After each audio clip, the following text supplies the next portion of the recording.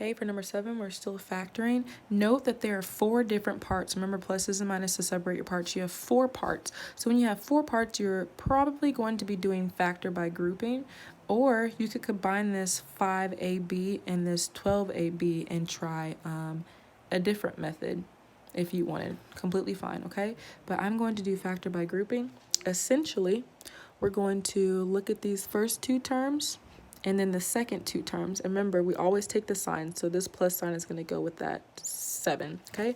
So looking at these first 2 terms, we want to pull out the greatest common factor.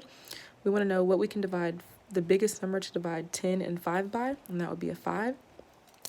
And then letter-wise, this one has 2 A's, this one has 1 A, so they both share at least 1 A. And then they don't share any B's because this one doesn't have any. So now we write what's left.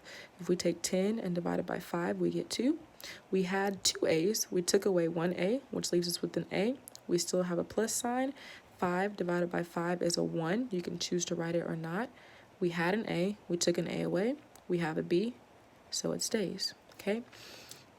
Now, when you're doing your factor by grouping, I would just put a plus sign here to separate it, and then whatever sign this is, take it with this one, okay? So now on this one, 7 and 14 can both be divided by a 7, and then B squared and B, they both share B, and that's it. So now we write what's left. 7 divided by 7 is 1. You can write it or not.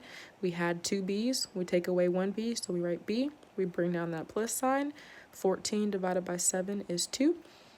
A, we didn't take an A away, so we leave it. B, we took away a B, so we leave it, okay? So one thing to note here, it's not the exact same because it's written in the opposite order, but 2 plus 3 is the same thing as 3 plus 2, so they actually are the same.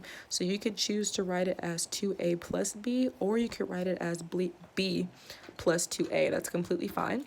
And then you just write what's left, just like we did on number 7, and just take that sign. So that's going to be times 5A plus 7B for the final answer.